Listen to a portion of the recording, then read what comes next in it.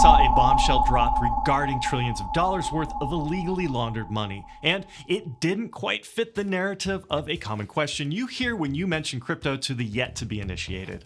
Something along the lines of, isn't that used by criminals? If you want another arrow in your quiver when making strong arguments against the legacy banking system, stick around as we break down the leaked FinCEN files and what it all means for the future of crypto on this week's Exodus Crypto News.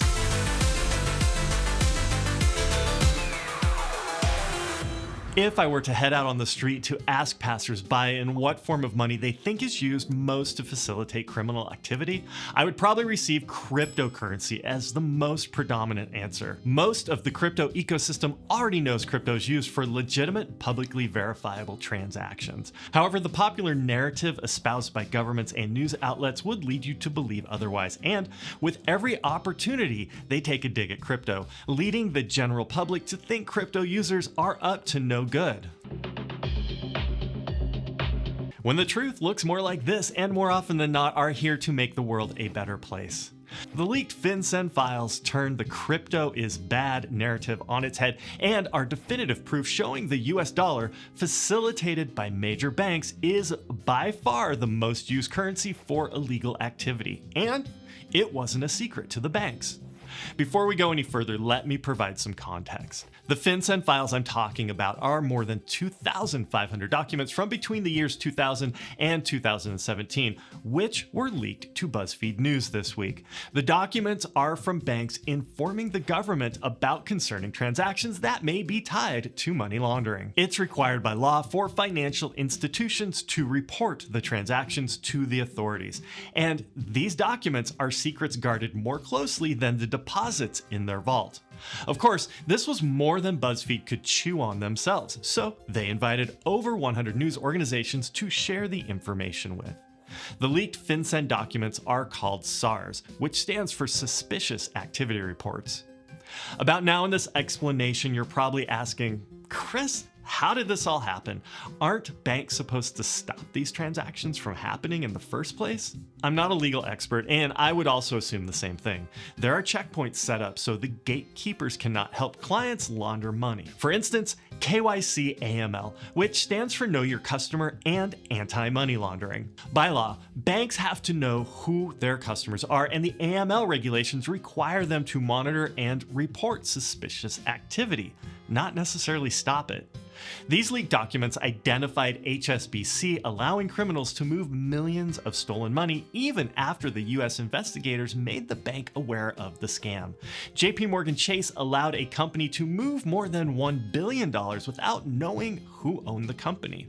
Barclays Bank in London was involved in moving money to avoid sanctions against Russia, and the list goes on and on. Let's take a look at a short explainer from the ICJC illustrating how this scheme works.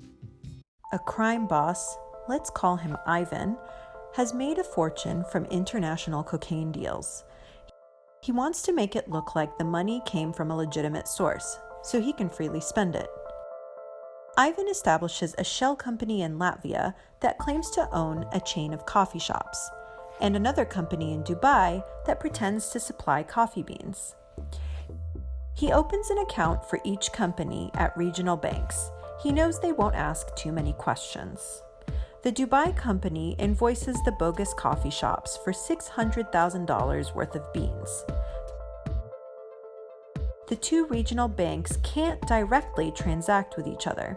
Each has an account with a US-based correspondent bank, intermediaries that allow banks across the globe to process payments in US dollars. The big banks help process the dollar payments for the fake beans. US banks move trillions for regional banks around the world each day. So while not all these trillions of dollars processed every day are money laundering, the $2 trillion in the leaked FinCEN files is really just a small snapshot. So why do these banks let these transactions happen, even if they know it's money laundering? Let's take a look at the rest of the video and it will explain. Most of the time, they simply zip the money along to its final destination. But the bank handling Ivan's transfer flags it as suspicious. It may decide to A. Freeze or reverse the transaction and return the transfer fee, Or B, report the transfer as suspicious to US regulators, send the money to Dubai, and collect the fee. The US bank handling Ivan's payment sent the cash and then told US authorities about it. Option B appears to be very popular. In 2019, US financial institutions filed more than 2 million suspicious activity reports. Failure to file a SAR can expose banks to fines or penalties. Buzzfeed News and ICIJ's FinCEN Files investigation found that big banks cleared more than $2 trillion in transactions that they later flagged as suspicious. As a rule, they always took a fee.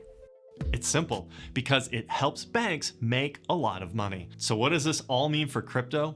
Well, for one, it's a good story to tell your friends who think you're crazy for being involved in something that is mostly used for criminal activity. Because it's not. And the money they hold onto so dearly, the US dollar, is.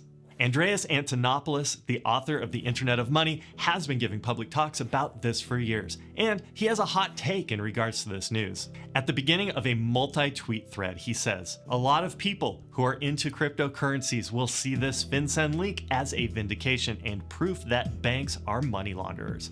But this will be used against cryptocurrencies." He then goes on to identify KYC and AML do not work, and they're used to control the tool and not necessarily the criminal act. And despite the obvious truth, nothing will change except tighter controls and increased surveillance, which will also corrupt more bankers. Andreas then goes on to say that open and private cryptocurrencies will not comply with these tighter regulations, because they can't, without breaking every feature and capability they have. It's worth a read on Twitter, and if you're not in with crypto Twitter, I'll add links to some of Andreas's talks on the subject below. Let us know how you feel about this news in the comments, and if any of this information helps with explaining to your friends that Bitcoin and crypto fix this. While we're on the subject of banks, the US Office of the Comptroller has issued an opinion that US banks can hold reserves in crypto stablecoins. It's a big move for crypto into mainstream adoption. The acting comptroller of the currency, Brian P. Brooks, said, "National banks and federal savings associations currently engage in stablecoin related activities involving billions of dollars each day. This opinion provides greater regulatory certainty for banks within the federal banking system to provide those client services in a safe and sound manner." And then the SEC followed by releasing further guidance to clarify when a stablecoin is not a security. Market participants may structure and sell a digital asset in such a way that it does not constitute a security and implicate the registration. If you're a frequent watcher of this program, you'll remember way back in last week when the state of Wyoming issued a banking license to a centralized exchange, Kraken. Now, we've been calling this for a long time, and at the moment, things in crypto banking are moving really fast, so we're watching how things unfold. You can be sure, though, we'll always report it here as new details emerge. And now for some bullish Bitcoin news. Do you remember MicroStrategy? This was the firm who last month bought $250 million worth of Bitcoin to add to its corporate balance sheet. Apparently, they were just getting started, because a few weeks later, they added another $175 million to their books. The CEO of MicroStrategy in 2012 made a statement against Bitcoin that didn't age well, where he said, "Bitcoin's days are numbered. It seems like just a matter of time before it suffers the same fate as online gambling." Michael Saylor has been making the rounds on the crypto podcast interview circuit, where he acknowledges he was wrong, and in the past used Twitter to post stream of consciousness thoughts, including those about Bitcoin. MicroStrategy has made the move into Bitcoin as its primary cash reserve to hedge against the inflationary US dollar. Do you think MicroStrategy is a first mover here? And do you think more corporations will follow? If you want to know more about MicroStrategy and why this move matters, click the link above to check out the article on the Exodus blog. Well, we've made it to the end of this week's program, and the cryptoverse has yet to disappoint. If there are items you would like us to cover or are really interested in learning more about, let us know in the comments below. We read every single one. And if you like this video, please give it a thumbs up and subscribe to the channel for more crypto videos from Exodus. Until next time, hold on.